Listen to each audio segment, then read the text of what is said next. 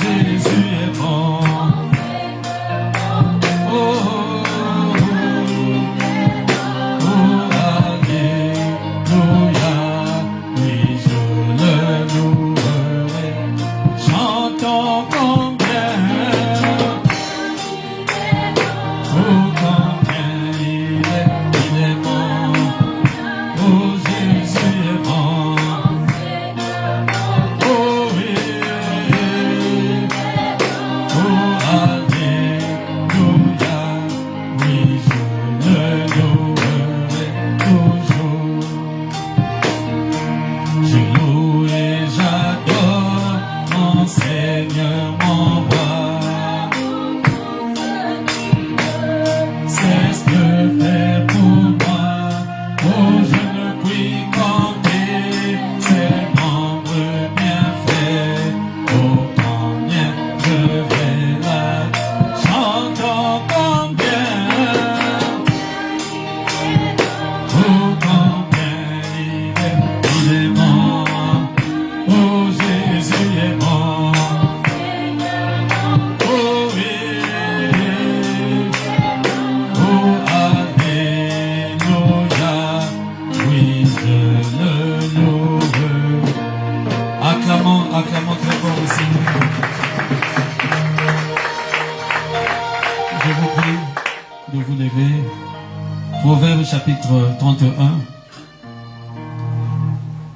Nous allons lire à partir du verset 10 notre écriture, depuis que nous avons commencé l'enseignement sur le mariage. Verset 10. Qui peut trouver une femme vertueuse?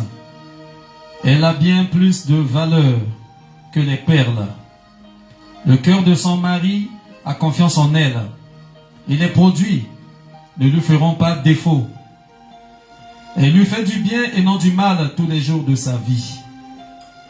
Que le Seigneur bénisse sa parole. Pour vous asseoir, que Dieu vous bénisse.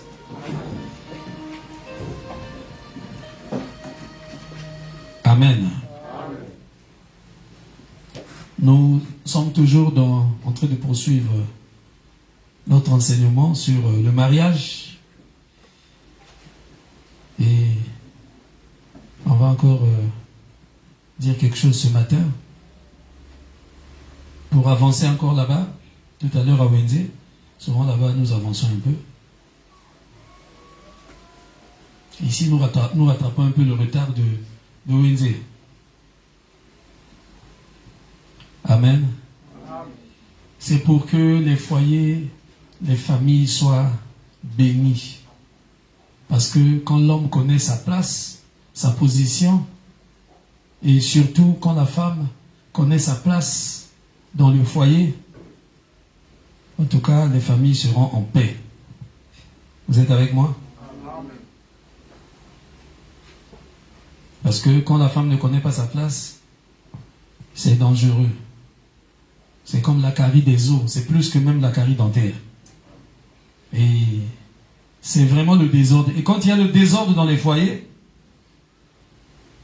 effectivement, ce désordre-là est aussi amené dans les églises. Ce désordre-là est amené à tous les niveaux. Vous êtes avec moi? Je dis bien à tous les niveaux. Quand il y a le désordre déjà dans le foyer, même là où tu travailles, il y aura le désordre. Parce que le foyer, c'est ça même, la base même de la société. La base, la famille est la base de toute société. Ça commence par une famille. Est-ce que vous êtes avec moi? La famille. On ne peut pas parler d'une société sans famille. Donc même une église, la base, le fondement, c'est la famille, ce sont des familles. S'il y a des désordres dans le foyer, il y aura aussi des désordres dans l'église. Il y aura des désordres à tous les niveaux, je dis bien à tous les niveaux. Est-ce que vous êtes avec moi? Je vous avais dit ici la fois passée, vous voulez avoir un bon chef quelque part, cette personne-là doit avoir une bonne famille, une bonne épouse. Amen. Même un bon directeur quelque part, s'il a une bonne épouse, une bonne famille, vous verrez que ça sera un homme vraiment intègre qui va bien travailler. Même un chef de l'État, à tous les niveaux. Est-ce que vous êtes avec moi? S'il y a le désordre, donc déjà à la base, ça arrive partout, ça s'achemine partout. Et vous verrez que cet homme est désordonné, ce chef-là ne travaille pas bien, regardez bien, il n'a pas une bonne épouse. La famille est instable. Donc la famille est la base même de la société. Donc il faut une bonne famille. Et quand on parle d'une bonne famille, il faut que les gens comprennent effectivement c'est quoi le mariage. Que la femme comprenne sa position dans le foyer.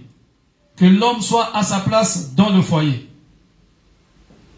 Et nous avons parlé de la place de l'homme, de la femme, des enfants. Et nous sommes en train de poursuivre un peu. À titre de rappel, donc nous sommes en train de traiter ce sujet sur tous les points. Nous regardons partout. Avant même, quand j'ai prêché ça avant, je n'avais pas touché tous ces détails. Là maintenant, j'entre dans les détails. J'avais plus prêché ça en rapport juste avec le mariage, la bénédiction et tout ça là. Les étapes, fréquentation, fiançailles et bénédiction nuptiale. Mais là, nous rentrons vraiment dans les détails, dans les foyers. Est-ce que vous êtes avec moi? Donc, en commençant par ça, nous avons commencé par la polygamie, qui est le point le plus dur aujourd'hui où les gens, beaucoup ne comprennent pas. Et je crois que j'ai assez lu le messager. Vous croyez au messager? Je vous ai lu le messager pour vous montrer que ça ne vient pas de moi. Moi, je ne suis qu'un auxiliaire. J'ai reçu un don de prêcher l'évangile, mais il y a un messager dans cet âge. Le don que j'ai reçu de Dieu me dit que dans cet âge, Dieu a déjà parlé par un messager. Tout comme dans la Bible. Ceux qui prêchaient l'évangile, au temps de la Bible, vous voyez que les gens lisaient Moïse. C'est écrit là-bas dans Actes chapitre 3, je crois. On lisait Moïse dans les assemblées parce qu'il était le messager qui avait déjà apporté la parole. Amen. Amen. Et Moïse a écrit l'Ancien Testament. Il a reçu la révélation pour écrire l'Ancien Testament. Ces 5 livres de l'Ancien Testament là, c'est Moïse. Parce qu'il était prophète, la parole vient au prophète. Et Paul, le prophète du Nouveau Testament, il a reçu aussi la révélation.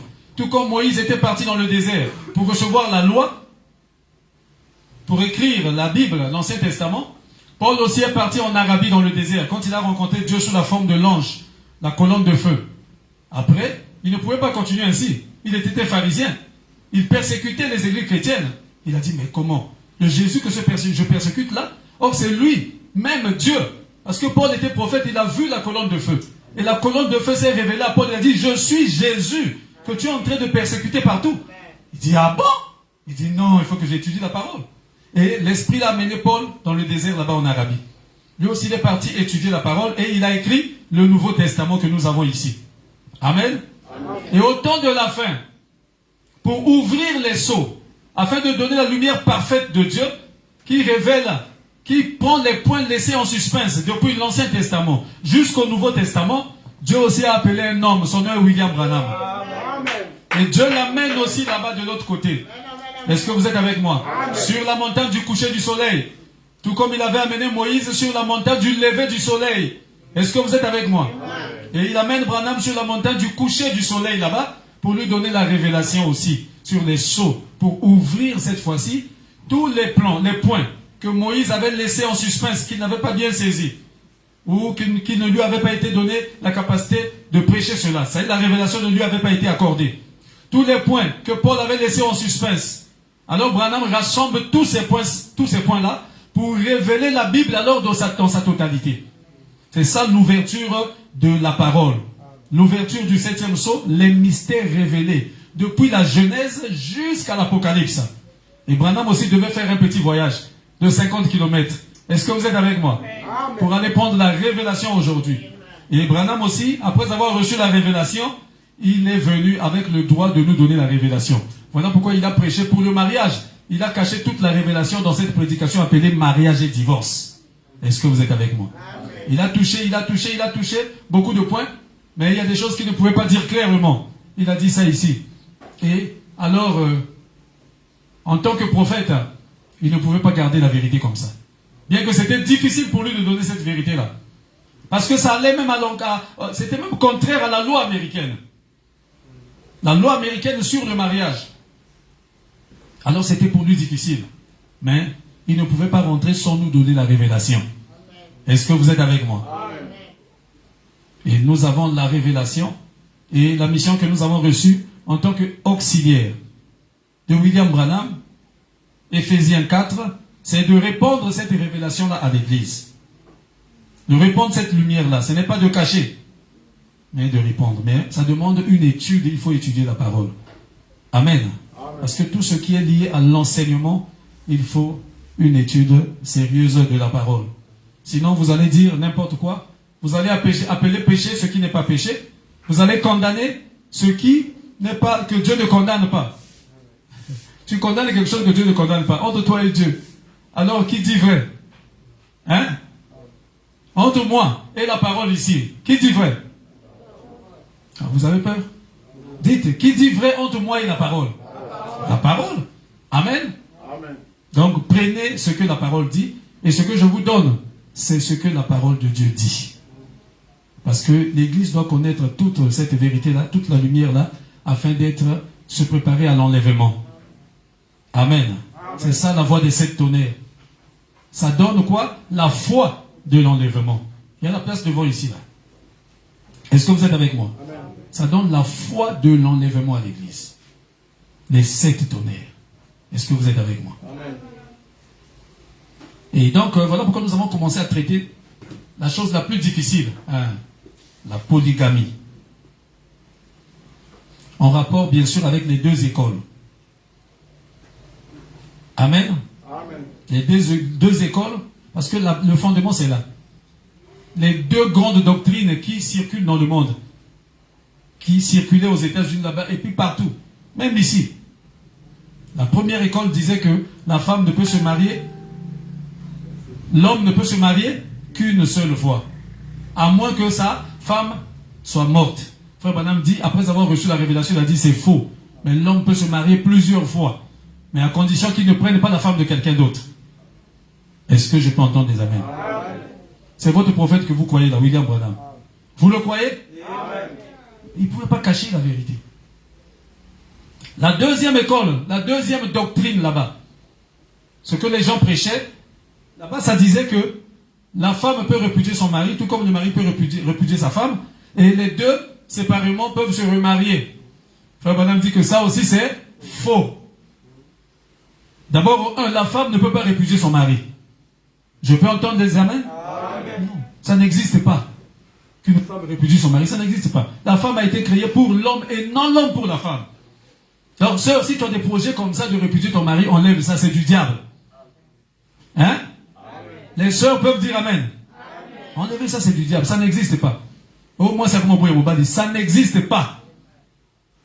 Quand une femme a ses pensées comme ça, il faut enlever ça, il faut chasser ça de toi. Même quand Jésus a parlé, quand il était sur la terre, quand on lui a questionné sur les problèmes du mariage, il a dit, si Moïse a permis que vous donnez la lettre de divorce à vos épouses, on n'a jamais dit qu'une épouse donne la lettre de divorce à son mari. Ça n'existe pas. Est-ce que vous êtes avec moi? Amen. C'est à cause de la dureté de votre cœur. Vous n'avez pas des cœurs qui pardonnent. Vous êtes trop dur. Vous ne pouvez pas supporter et pardonner. Mais au commencement, il n'en était pas ainsi. Amen. Donc, la femme ne peut pas répudier son mari. Mais, s'il y a divorce, la seule personne qui peut se remarier, c'est l'homme. La femme doit rester comme ça. Paul l'a confirmé, ou se réconcilier avec son mari. Elle reste comme ça aussi longtemps que son mari là est vivant. Est-ce que vous êtes avec moi? Amen. Mais si son mari est décédé, à ce moment-là, elle est libérée de ce lien-là. Amen. Amen. Paul l'a dit, ne répudiez pas vos femmes. Parce que quand tu répudies ta femme, tu l'exposes à être adultère. Pourquoi? Parce que si elle va avec quelqu'un d'autre, que cette personne-là soit mariée ou pas, elle commet adultère. Est-ce que vous êtes avec moi? Amen. Parce qu'elle a un mari vivant. Parce que la femme n'est pas appelée à avoir deux maris, ça n'existe pas. Un seul mari. Amen. Amen. Là, c'est un peu les rappels. Et nous sommes en train d'avancer. Et nous avons parlé du divorce et ses causes. Et les deux causes principales que nous avons épinglées, du divorce, il y a l'infidélité de la femme. Amen. Amen. Et le manque de soumission aussi chez la femme. Ça, ce sont des causes principales du divorce. Une femme infidèle, son mari peut la répudier. A dit William Branham, épouser une autre femme. Il va plus loin.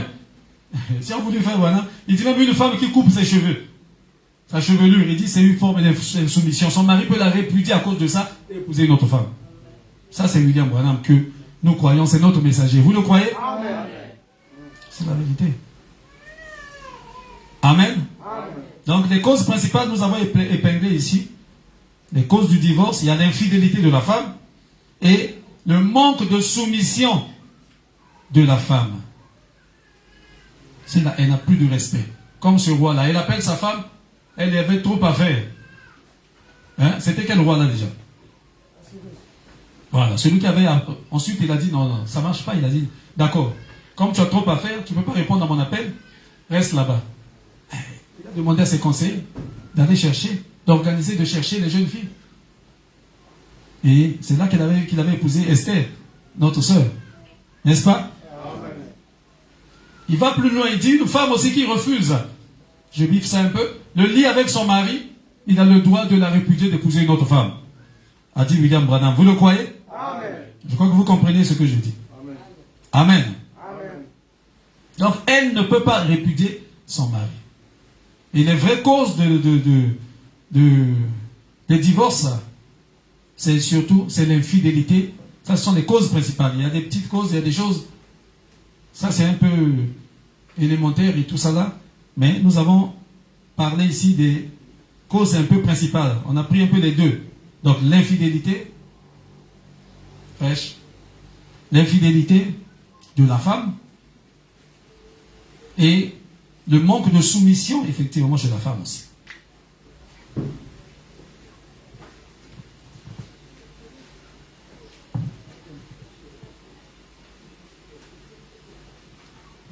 Amen. Amen. Vous êtes là? Amen. Ah, ça doit être calme comme ça parce que c'est l'enseignement. Il faut que ça rentre, il faut que vous ayez toujours quelque chose pour noter. Et nous avons parlé aussi donc, des étapes du mariage. Donc il y a la décision, l'amitié, ce qu'on appelle par les fréquentations. Ensuite il vient les engagements.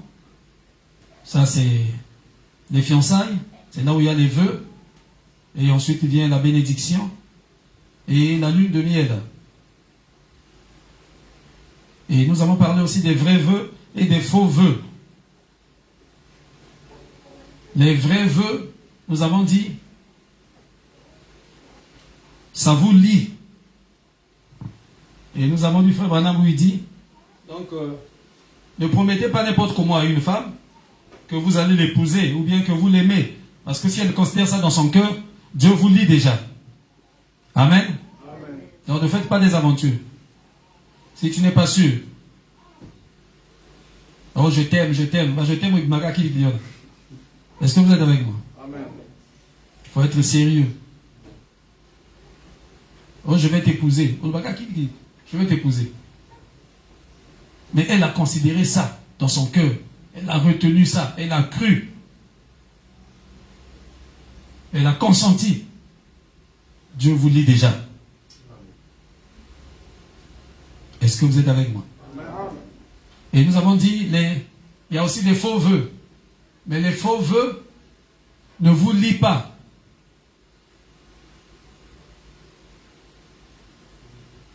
Pourquoi? Parce que il y a faux vœux quand au départ, ce n'est pas fait sur une base de sincérité. Soit il y a un mensonge au début.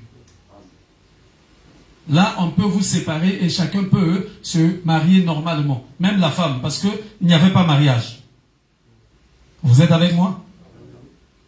Par exemple, une alliance qui se conclut sous un mensonge, par exemple. Tu as menti dès le départ.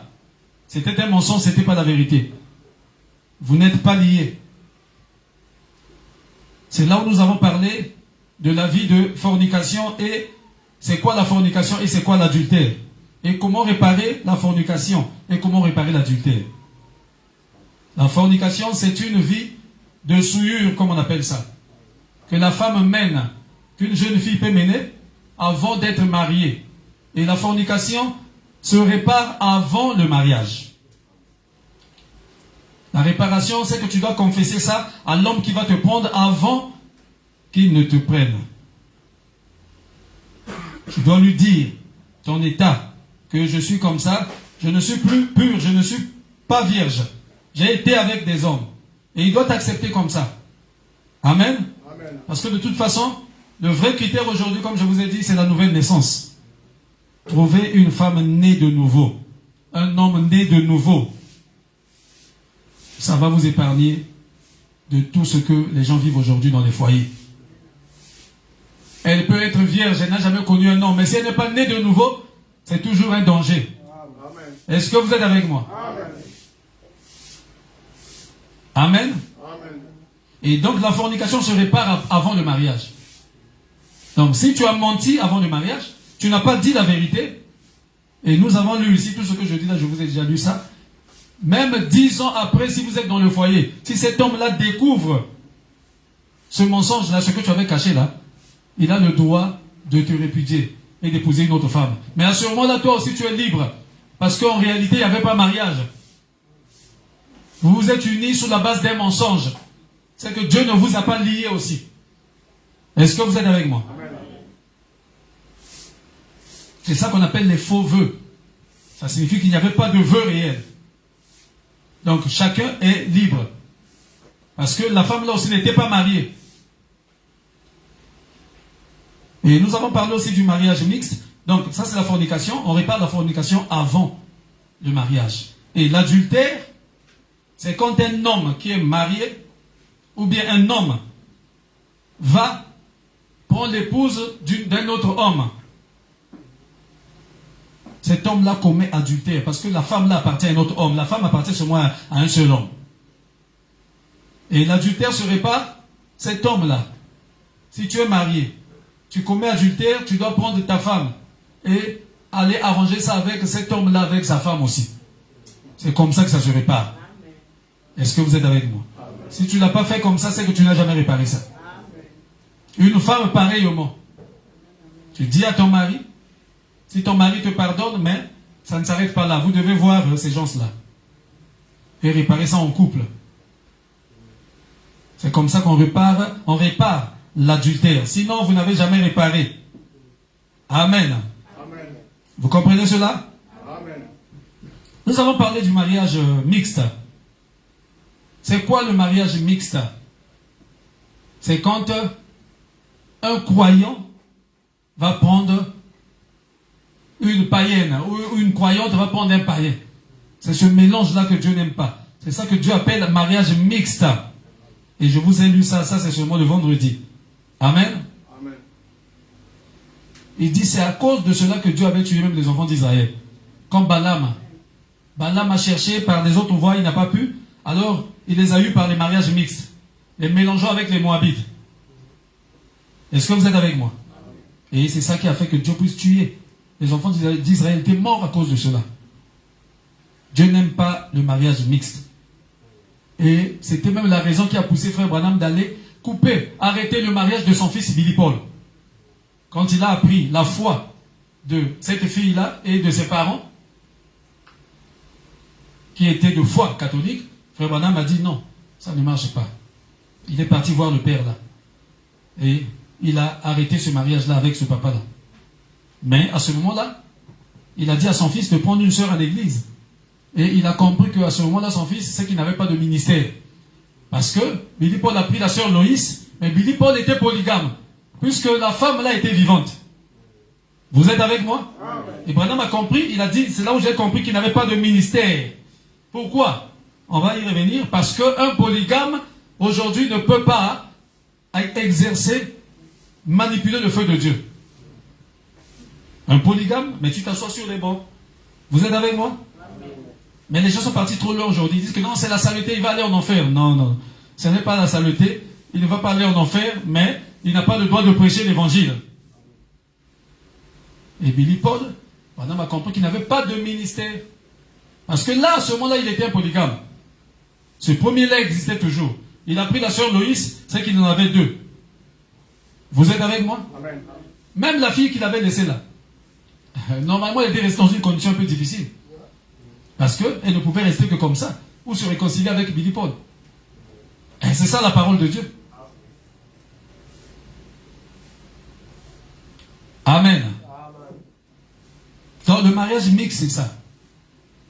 Le mélange de ces sémences-là.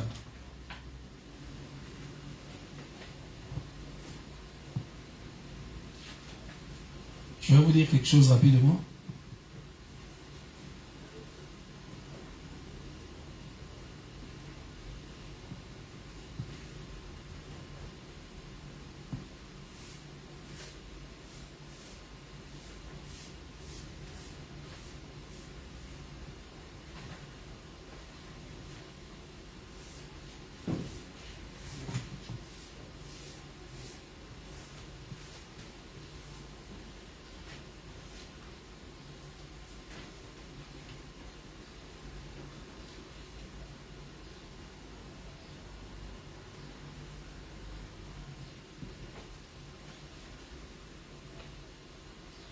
Je crois que j'ai laissé ça là-bas. C'est concernant le mariage mixte.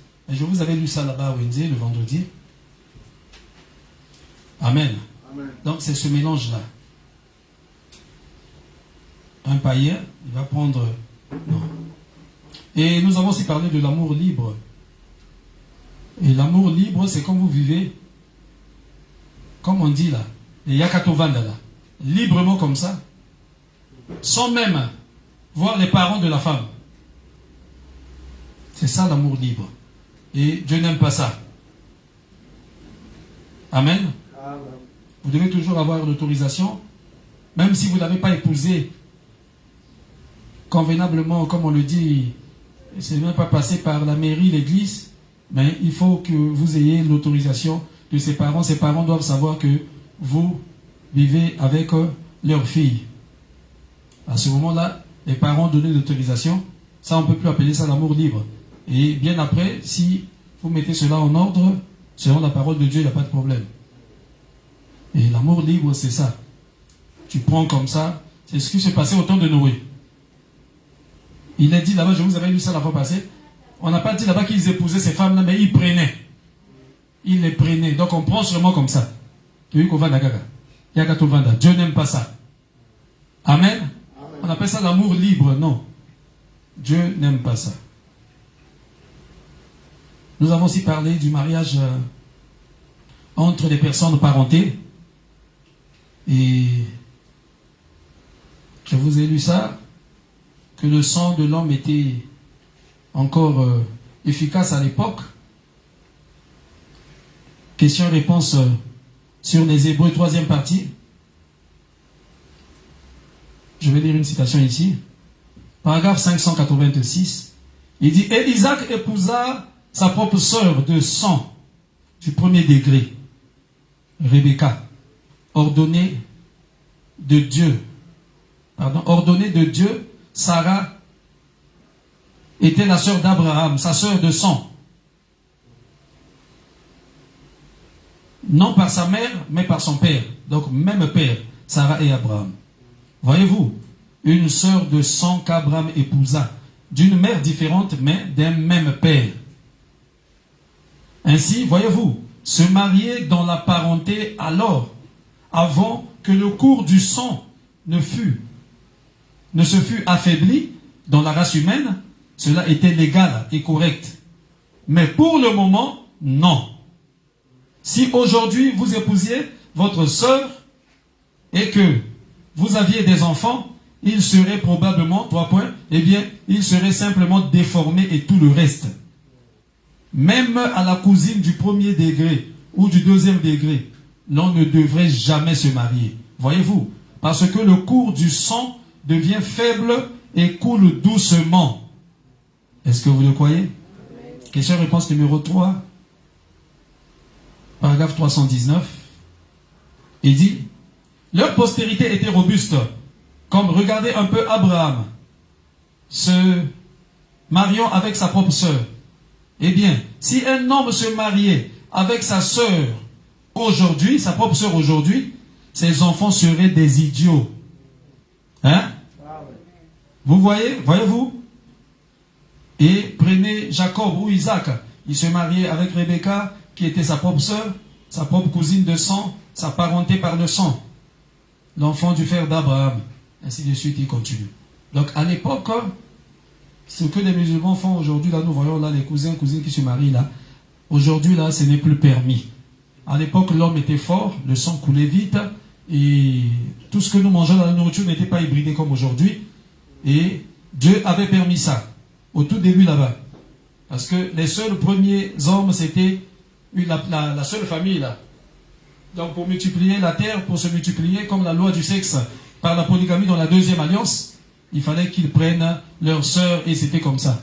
Et vous voyez que les hommes vivaient jusqu'à 100, 200, 300, 400, 500 ans. Je crois que celui qui a mis plus de temps a fait 900 et quelques. Mais touchez là ou qui là? Hein? Oui. 900, je crois, 30 ans ou 36 ans ou plus. Même Adam a mis du temps. Bon, aujourd'hui, là, vous voyez, qui peut faire 900 ans? D'abord, même 100 là, c'est un problème. Moi, je viens d'enterrer la grand-mère de mon épouse là. Elle était quand même, elle avait 104 ans. On a enterré hier, avant-hier. 104, c'est quand même beaucoup. Hein. Amen. Mais, aujourd'hui, à cause de tout ce que nous mangeons là, le sang est devenu très faible. Tout est hybridé. Et ce n'est plus permis aujourd'hui. On appelle ça quoi? Inceste. C'est du diable. Je peux entendre des amens? Amen. Voilà pourquoi on voit ça souvent chez les gens qui sont dans les histoires occultes là. Là-bas, parce que là-bas c'est tout ce que... Là-bas c'est le diable qui est derrière. Amen. Amen. On voit là-bas tout ce que vous savez là. La sodomie, on voit ça là-bas dans les gens qui sont dans les sciences occultes. On voit là-bas l'inceste. On va t'obliger d'aller avec ta soeur. D'autres vont avec leur mère. Ça, on trouve ça là-bas. Mais aujourd'hui, chez les croyants, ça n'existe pas. Parce que nous suivons la parole de Dieu. Amen. La parole est la lumière que nous suivons. Quand Dieu dit c'est bon, c'est bon. Quand Dieu dit ce n'est plus bon, on arrête. Amen. Et n'appelez pas ce que Dieu a dit être bon, n'appelez pas ça mauvais. Est-ce que vous êtes avec moi? N'appelez pas ça mauvais. Quand Dieu a dit que c'est bon, c'est bon. Amen. Nous avons dit le mariage après le divorce. Ça revient toujours à ce qu'on avait dit avant. C'est l'homme qui peut se remarier. Ça, c'est un peu comme la deuxième école, mais pas la femme.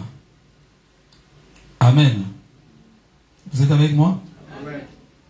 Et donc, on avait un peu insisté sur la polygamie parce que c'était quelque chose où beaucoup de gens ne comprenaient pas. Voilà pourquoi nous avons montré ça à la lumière de la parole. Jusqu'à aller même, comme je vous avais lu, Jacob, qui était marié à Rachel et à Léa. Vous connaissez très bien, n'est-ce pas? Et il avait encore des maîtresses, des concubines. Même les servantes de ces femmes-là étaient devenues ses maîtresses, ses concubines. Mais remarquez, Dieu considérait même ça. Quand un de ses enfants, je crois que c'était le premier, Ruben, est parti avec une des concubines de Jacob, Dieu est descendu. Il a dit, pourquoi tu as fait cette horrible chose? Tu es parti avec la femme de ton père. Dieu appelle ça la femme. Est-ce que vous êtes avec moi? Dieu appelait ça la femme. Vous voulez que moi j'appelle ça quoi? Moi et Dieu, qui connaît ces choses-là mieux? Ah, c'est lui qui a institué ça. Il dit, pourquoi Ruben, tu es parti avec la femme de ton père? Ah, c'était même pas Rachel, même pas Léa. Une des concubines. Et Branham va plus loin dans la prédication mariage et divorce. Il dit, remarquez, c'est de ces femmes-là, Rachel, Léa, et de ces concubines-là, qui sont nées les 12 tribus d'Israël. Est-ce que vous êtes avec moi? C'est de ces femmes-là et de ces concubines-là. C'est ça qui forme les 12 tribus d'Israël que vous connaissez là, qui vont s'asseoir autour de Dieu. Parce que les 24 vieillards qui seront autour de Jésus, Frère Branham dit, ces 24 vieillards-là sont formés des 12 tribus d'Israël et des 12 disciples. Oh, est-ce que vous êtes avec moi? Amen. Les patriarches et des 12 tribus d'Israël. Ce sont les 24 anciens qui s'assiront autour de la table avec Jésus. Mais les enfants qui sont nés des concubines, là. Parce que l'homme peut. Est-ce que je suis là? Amen. Mais l'homme, le mauvais, il ne doit pas prendre la femme d'un autre. Là, il vit dans l'adultère. Mais il peut aussi longtemps qu'il prenne une vierge. Abraham définit la vierge, c'est quoi? Qu'il prenne une femme qui n'est pas liée à un autre homme. Il peut. Je peux entendre des amens? Amen. Amen. Amen. Tu vas me dire que Paul a dit que chacun ait sa femme. Mais oui. Que chacun ait sa femme là. Parce qu'il faut avoir la révélation. La révélation c'est quoi? Dans ça. Parce que n'oubliez pas que la femme ne peut avoir qu'un seul mari. Donc même un homme qui a 1000 femmes comme Salomon, c'est l'ensemble de ces 1000 femmes là qui forment la femme de Salomon. Et je vous ai lu ça. Vous êtes avec moi? Amen. Donc chaque femme là est sa femme.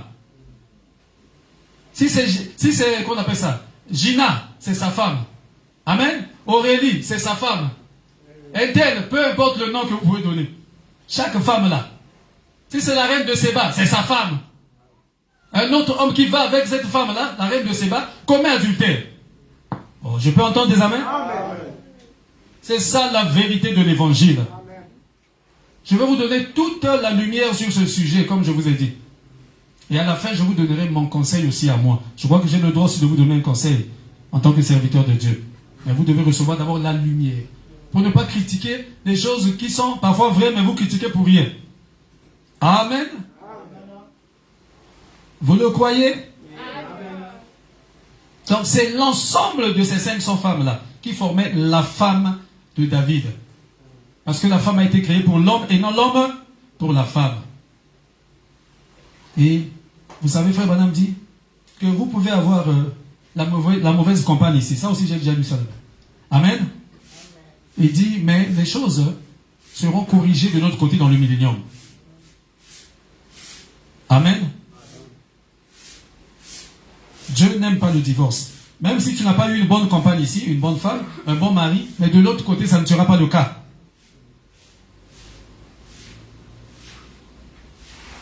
Et voilà pourquoi Dieu a donné à Frère Branham cette lumière-là pour venir dire aux gens qu'ils étaient pardonnés.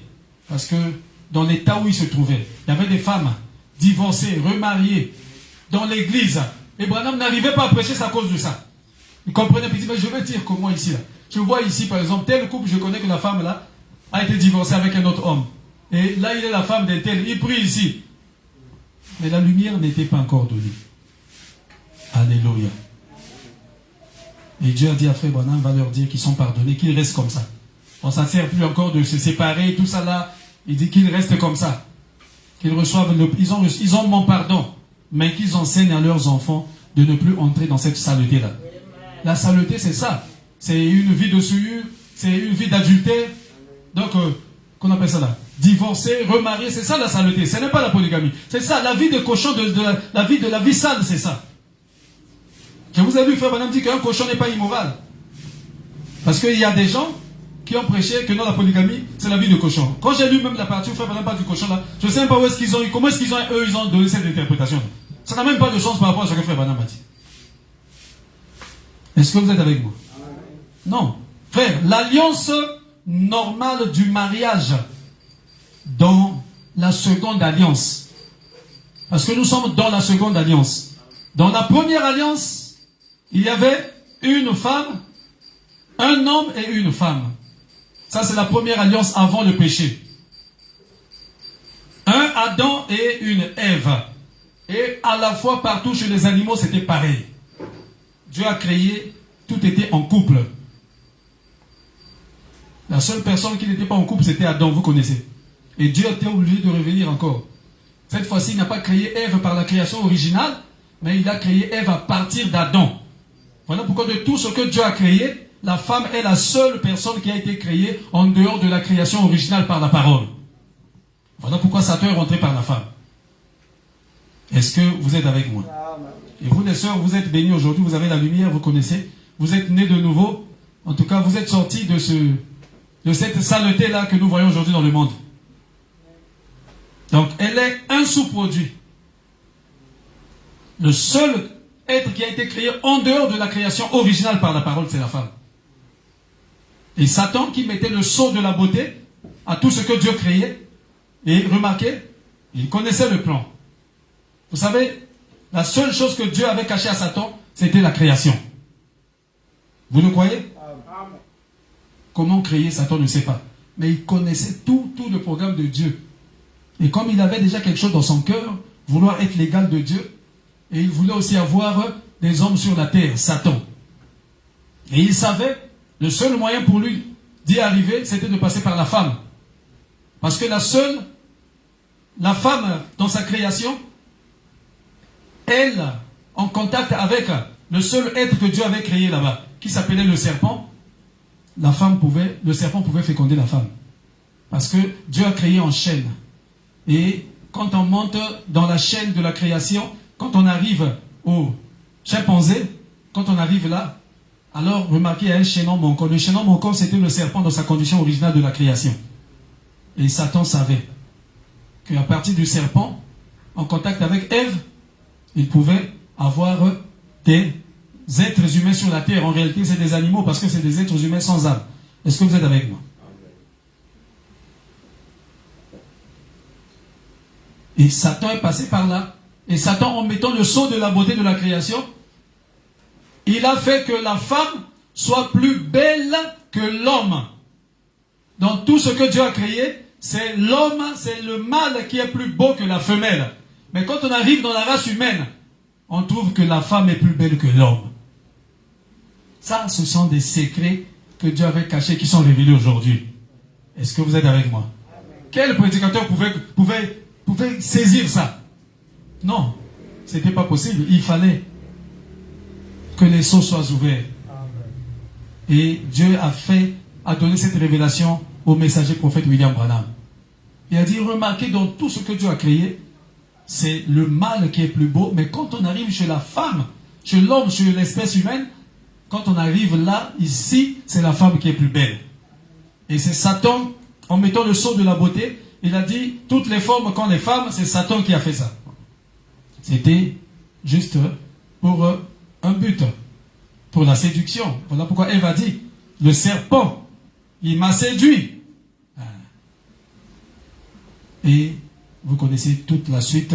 C'est ça qui a fait que Satan puisse avoir des enfants dans la race humaine. Au moyen de Ève, donc il a eu Caïn. Et Adam aussi. Ève a montré Adam et Adam aussi a eu Abel. Mais Caïn qui n'était pas l'enfant d'Adam. Voilà pourquoi Caïn a tué Abel.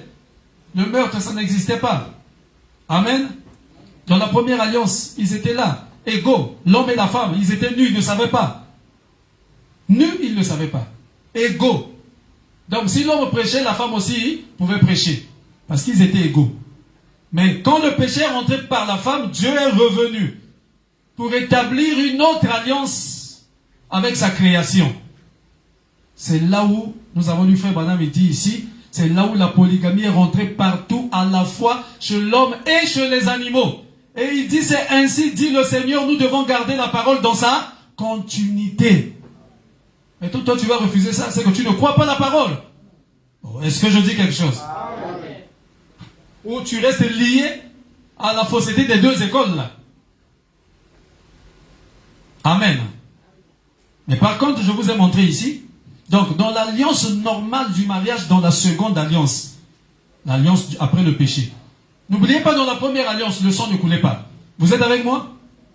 Est-ce que vous êtes avec moi? Ils se nourrissaient, ils étaient des végétariens comme on le dit, des fruits et tout. Mais dans la seconde alliance, c'est là qu'on a commencé à tuer des animaux. Au Kati Kingwa Soso, le sang coule. Amen.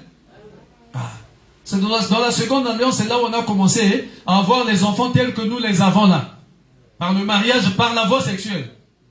La première alliance, Dieu a créé toute sa création sans le sexe. Mais dans la deuxième alliance, tout doit être maintenant créé par le sexe.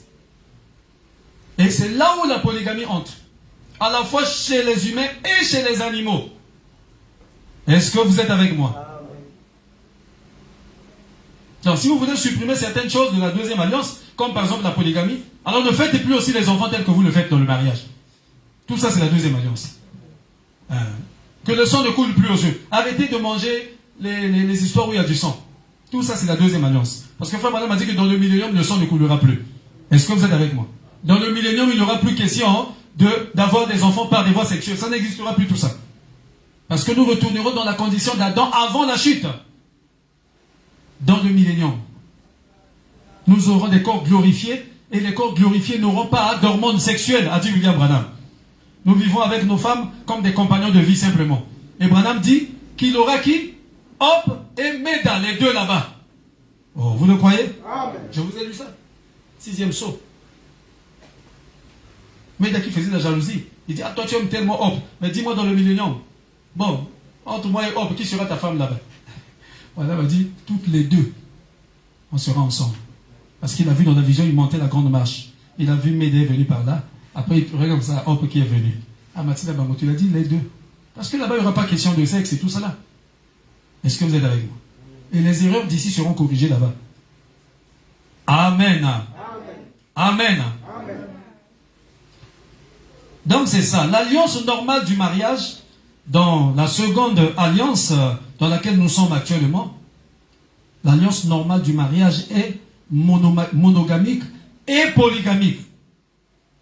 Donc un homme et une femme, ou un homme et plusieurs femmes. Ça c'est l'alliance normale du mariage dans la seconde alliance. Et c'est cela le mariage chrétien. Donc un homme polygame ne dit pas qu'il est païen. Non, ça n'existe pas. Tu n'as pas d'écriture. Est-ce que vous êtes avec moi? On a traité des choses comme ça sans le savoir. Là, je vous montre un peu la vérité des choses pour que vous soyez positionnés au Yéba. Que tu aies la lumière. C'est cela le mariage chrétien aujourd'hui. Je vous ai lu le vendredi où Frère Branham dit que cette nation d'Amérique serait meilleure si elle appliquait la polygamie. Mais nous avons un taux très élevé de divorce dépassant tous les pays du monde. Il dit que dans les pays où on applique la polygamie, c'est plus meilleur. Je vous ai lu ça. N'est-ce pas? Amen. Vous croyez que si ce n'était pas chrétien, Frère Madame, vous allez dire que c'est plus meilleur. C'est l'alliance normale du mariage. Dans la seconde alliance, c'est monogamique. Donc un homme et une femme, c'est aussi polygamique, un homme et plusieurs femmes. Amen. Mais je vous ai dit que le cas spécial des serviteurs de Dieu, tout comme dans l'Ancien Testament, les serviteurs de Dieu aussi avaient déjà une alliance spéciale avec Dieu. Parce que c'est des personnes qui manipulent le feu de Dieu. C'est là où Branham a dit que j'ai compris que Billy Paul n'a pas de ministère.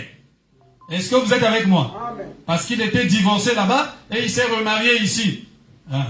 Il a compris que non. Donc c'est que lui ne peut pas prêcher la parole. C'est là qu'il a compris que donc c'est Joseph qui a le ministère. Son autre fils qui est là. Est-ce que vous êtes avec moi? Parce que les serviteurs de Dieu ont une alliance spéciale avec Dieu. Que ce soit dans l'Ancien Testament. Dans l'Ancien Testament, même les serviteurs de Dieu pouvaient aussi être polygames. Dans l'Ancien Testament. Est-ce que vous êtes avec moi? Mais pas aujourd'hui. Je peux vous citer beaucoup de cas. Moïse, tous, presque Abraham, beaucoup. Amen. Dans l'Ancien Testament, même les serviteurs de Dieu aussi pouvaient être polygames. Mais pas aujourd'hui. Pas dans le Nouveau Testament. Vous êtes avec moi? Ils pouvaient être polygames. Mais ils avaient aussi une alliance spéciale parce qu'ils ne pouvaient pas épouser une femme qui avait déjà été touchée par un autre homme.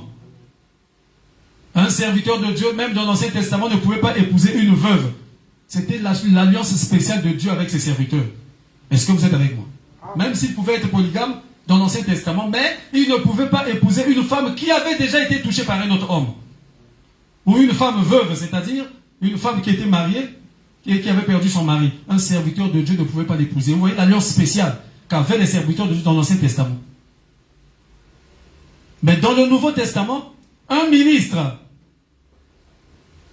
et ça va même plus loin dans le Nouveau Testament, et même un diacre, est-ce que vous êtes avec moi, ne peut pas être polygame. Il doit se marier à une seule femme. C'est là où Paul précise. Vous voyez la différence? Il dit que chaque homme est sa femme. Ça, c'est autre chose.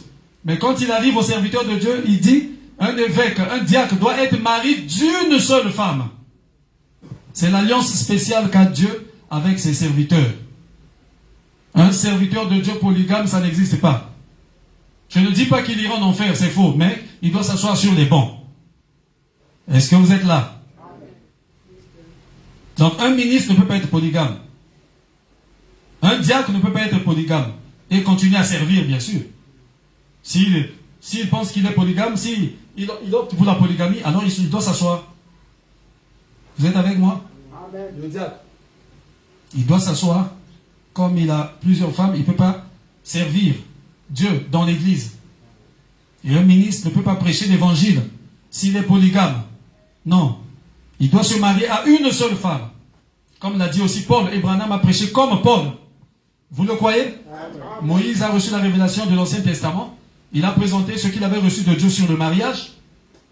Et comme les gens avaient des cœurs durs, il est parti prier. Dieu lui a dit, bon, permets que les hommes puissent donner l'acte de divorce. Mais ce n'est pas vraiment ce que je veux. Et Paul a reçu la lumière aussi sur le Nouveau Testament. Et pour les questions de mariage, Paul aussi a dit qu'un ministre doit être marié avec une seule femme. Est-ce que vous êtes avec moi? Amen. Il n'a pas dit que l'homme ne peut se marier seulement avec une seule femme. Non. Parce que frère Branham s'est appuyé là sur Paul pour prêcher mariage et divorce là. Mais pour le ministre, Paul aussi a montré qu'un ministre a une alliance spéciale avec Dieu. Est-ce que vous êtes avec moi? Il peut se marier à n'importe quelle femme, née de nouveau. Même une prostituée, il n'y a pas de problème. Est-ce que vous êtes avec moi? Amen. Mais il ne peut pas avoir plusieurs femmes. Un ministre. Il peut se marier, dans le Nouveau Testament, il peut se marier à n'importe quelle femme. Même si elle a été touchée par un homme.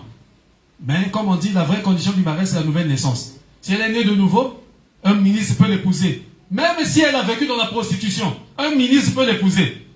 Mais ce que le ministre ne peut pas faire aujourd'hui, c'est avoir plusieurs femmes, être polygame. Est-ce que c'est clair? Ça, c'est l'alliance. Vous voyez que l'alliance de Dieu avec les serviteurs de Dieu, c'est toujours un spécial. Même dans l'Ancien Testament, un ministre ne pouvait pas se marier avec une veuve, avec la femme qui avait déjà été touchée par un autre homme. Ça, c'était dans l'Ancien Testament, ce qui était spécial pour les serviteurs de Dieu. Mais il pouvait aussi être polygame. Là-bas, c'était permis. Mais dans le Nouveau Testament, c'est pas permis. La polygamie chez les serviteurs de Dieu, ce n'est pas permis. Est-ce que vous êtes avec moi? Amen. Mais le ministre peut épouser n'importe quelle femme, même si c'est une femme qui a perdu sa virginité. Mais à condition, tu sais que nous savons que la base, le fondement du mariage, c'est la nouvelle naissance. Une femme née de nouveau. Frère Branham, il y a même une citation où Frère Branham dit, Amen. Il parle d'un ministre. Il dit, oh, un tel ministre qui travaille beaucoup pour le Seigneur. Alléluia. Il dit, une femme qui a été dans une vie de prostitution, une prostituée serait même mieux pour ce ministre-là. Cette femme prostituée serait bien une bonne femme pour un prédicateur fatigué. Ça ne signifie pas qu'un prédicateur qui marche comme ça fatigué, non. Amen.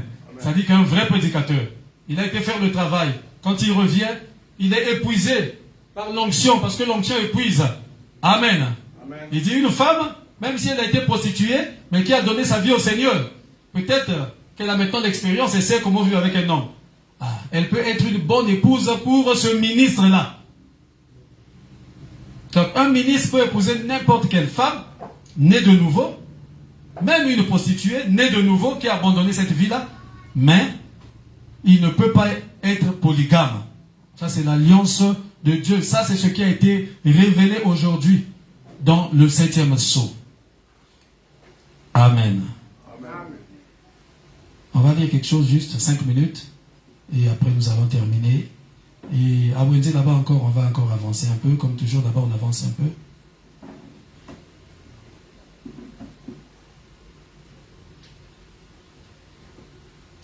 Nous sommes à la fin, mes frères. Ça, c'est le dernier virage. Il faut que vous voyez la vérité sur tous les points. Voilà pourquoi je suis rentré en détail de ça pour vous donner la lumière. La lumière, bien sûr, ce n'est pas ma lumière à moi, c'est la lumière qui est venue aujourd'hui. Et voilà pourquoi je vous lis toujours, frère Branham. Amen. Je vais lire quelques citations avant de terminer. Le conflit entre Dieu et Satan. Écoutez ce que frère Branham dit ici, paragraphe 127. Il dit, les femmes sont devenues mignonnes, féminines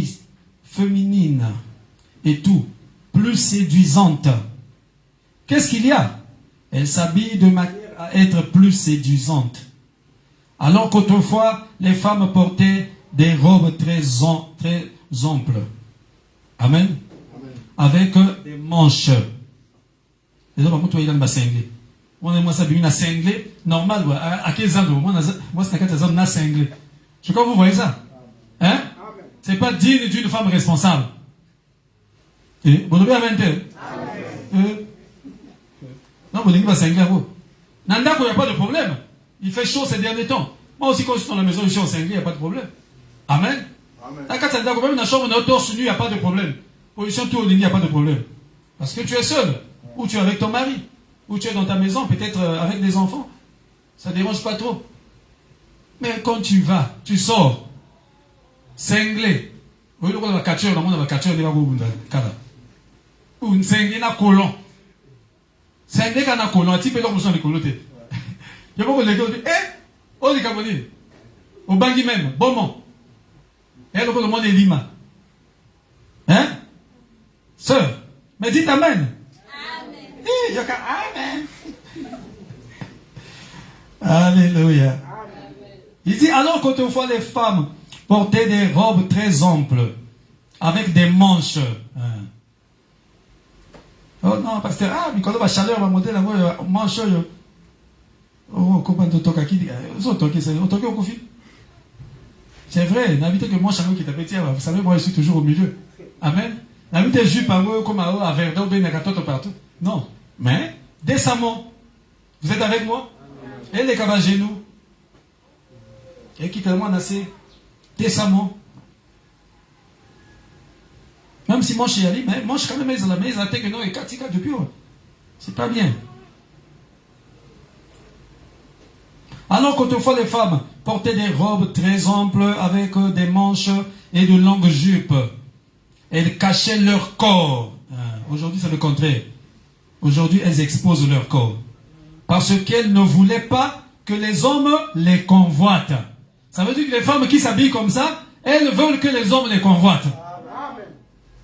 Il y a l'esprit à impudicité. Hein? Oh, c'est clair, mes frères. C'est ça. Elle ne voulait pas. Il dit, chacune d'elles vivait pour un seul homme, celui qui l'avait choisi pour épouse. Est-ce que vous êtes là? Est-ce qu'on dit une femme vivait pour 2 hommes? Ça n'existe pas. Aujourd'hui, les femmes se moulent dans de petits vêtements et l'immoralité connaît une telle propagation et un tel déchaînement que ça dépasse même l'entendement. Ah, ça dépasse quoi? Même l'entendement. C'est grave. Est-ce que vous êtes avec moi? Amen. Écoutez maintenant, l'union invisible.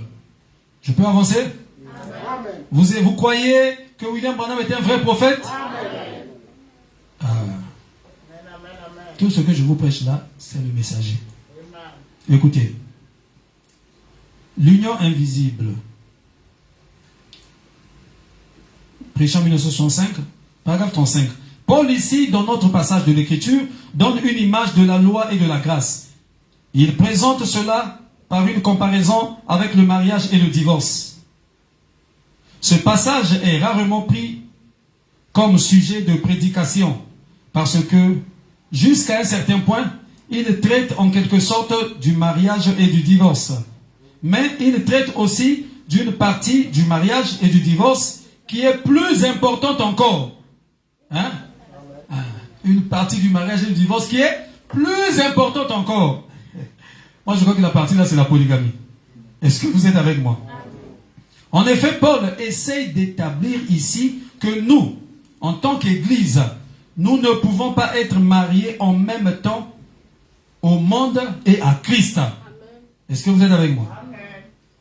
Tout en restant dans la légalité et la légitimité.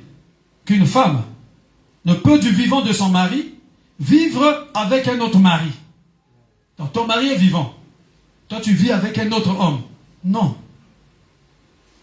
La femme, Dieu n'a pas créé la femme ainsi. La femme a été créée pour l'homme. La femme appartient à un seul homme. D'où Paul dit que chacun est sa femme.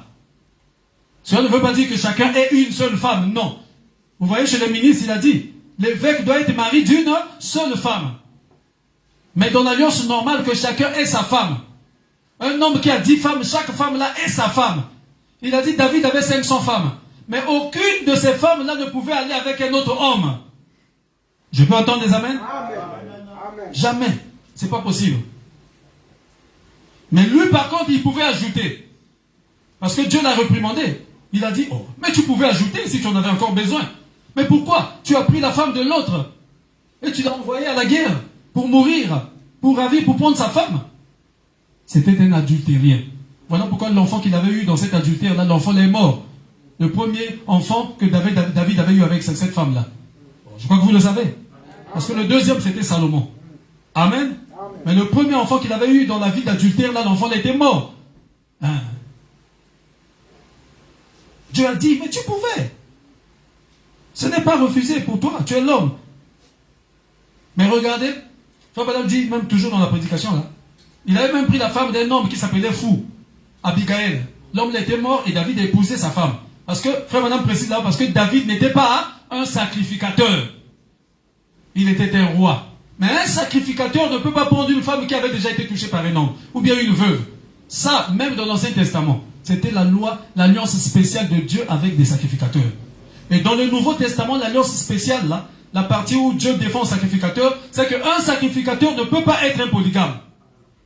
Mais il peut épouser n'importe quelle femme. Même une prostituée qui a été reconvertie. Qui a été convertie.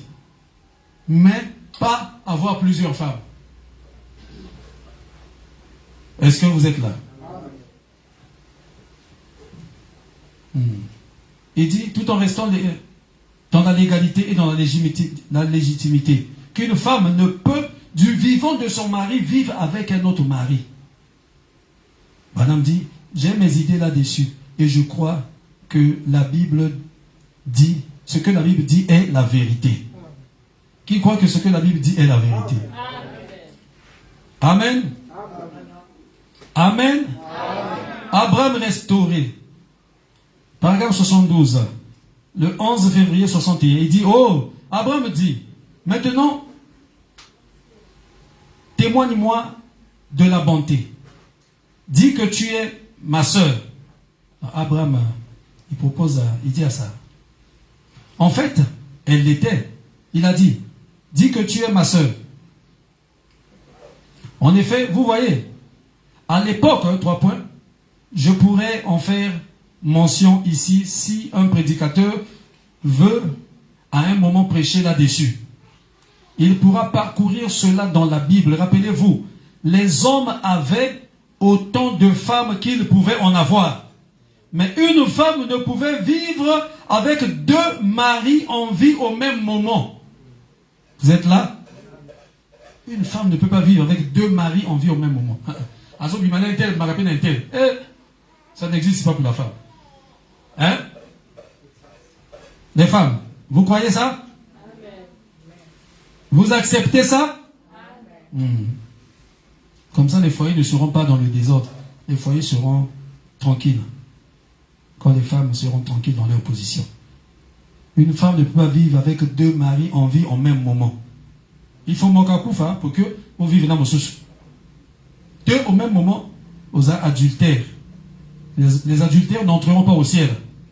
Il est dit nulle part que les polygames n'entreront pas au ciel, les athées. Est-ce que vous êtes avec moi? Ni dans la Bible, ni dans le message. Il n'y a pas une écriture qui dit que non, les polygames n'entreront pas au ciel. Parce que c'est comme ça que les gens traitent la polygamie. Qui dit parce qu'ils ne savent pas. Ils n'ont pas étudié. Il faut étudier. Vous êtes avec moi? La saleté, la vie sale, c'est la vie de divorce, remariage et tout ça là. La vie de fornication, l'amour libre. C'est ce que Dieu n'aime pas. Amen. Mais l'alliance normale du mariage dans le Nouveau Testament, dans la seconde alliance ici, c'est monogame et polygame. Amen. Amen. Il descend. Je suis là.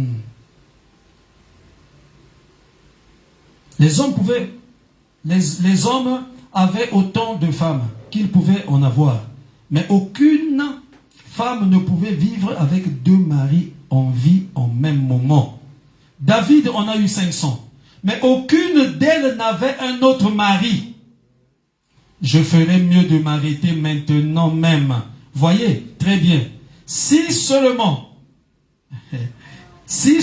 dit Branham, il connaissait la vérité là-dessus, cela déchirerait ces églises. C'est vrai. Hein? Vous connaissez la vérité, mais ça va vous déchirer parce que je vous ai amené quelque part quand même. Vous êtes avec moi? Amen.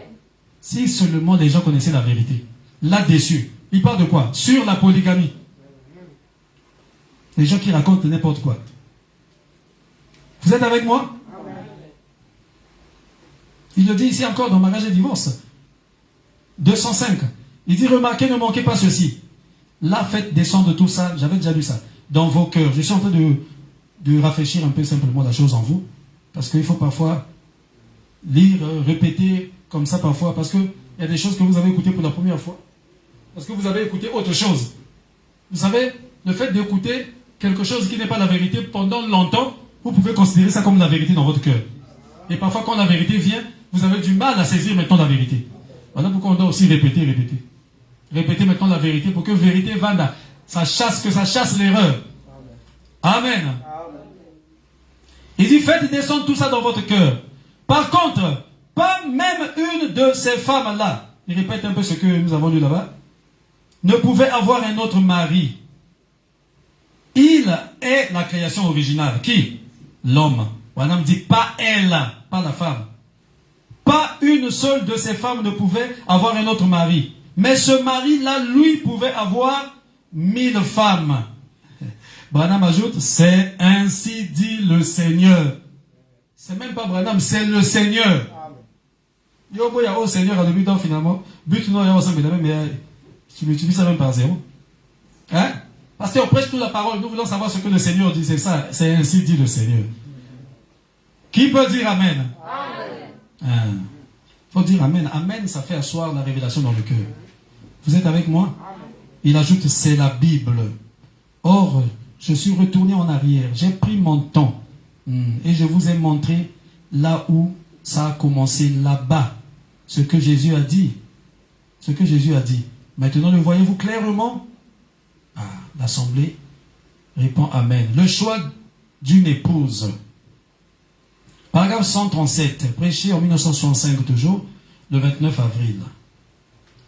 Il dit, maintenant remarquez, elle ne pouvait avoir qu'un seul mari. Parce que la femme a été faite à cause de l'homme. Et non l'homme à cause de la femme. Ça c'est William Branham. Écoutez, c'est l'ensemble de ces 500 femmes-là qui était la femme de David. Hein? L'ensemble. Quand Paul dit que chacun est sa femme, un homme qui a 500 femmes, c'est l'ensemble de ces 500 femmes-là qui est sa femme. Et chaque femme-là, c'est sa femme. Je vous avais lu ça même dans la Bible là-bas. Je crois que c'était le mari de notre sœur Anne, qui avait 2 femmes. La Bible dit là-bas, il est parti avec sa femme. Je crois Pénina, quelque chose comme ça. Et après, il est parti aussi avec sa femme, Anne. Chaque femme là, c'est sa femme. Chaque femme, c'est sa femme. Et l'ensemble des 2 femmes là, c'est sa femme.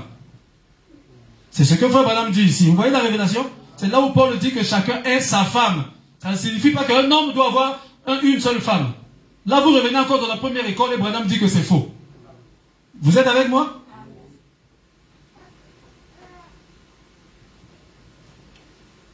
Je suis. Et dit, vous voyez, c'est l'ensemble, ça c'est dans le choix d'une épouse, c'est l'ensemble de ces 500 femmes qui étaient la femme de David. Et c'était un type. Oh, quand Christ s'asseyera sur le trône dans le millénium, son épouse, ce ne serait pas qu'une seule personne, mais des dizaines de milliers de personnes qui ne forment qu'un, l'épouse. De même, David avait de nombreuses femmes prises individuellement, mais ce n'est que la totalité de ces individus-là qui étaient sa femme. C'est clair? Tout comme c'est le corps entier des croyants qui est l'épouse de Christ, parce que c'est elle la femme. Lui, c'est l'homme. Or, nous avons été faits à cause de Christ. Christ n'a pas été fait à cause de nous. Et Branham avance encore là-bas, il dit, remarquez, est-ce que toi, vous pouvez répudier Christ? Est-ce que l'Église peut répudier Christ? Jamais. Il n'y a que lui, qui peut à chaque fois vous répudier pour cause de quoi? D'infidélité spirituelle, de fausse doctrine. C'est ce que madame dit ici. La femme ne peut pas répudier l'homme, il n'y a que l'homme qui peut répudier la femme. C'est ainsi dit le Seigneur, c'est la parole. Amen. Vous le croyez? Oh, trop de vérité, trop de choses. Ici, je pense que je vais m'arrêter par là. Et on va continuer le reste à Wendy là-bas. Que le Seigneur vous bénisse. Levons-nous.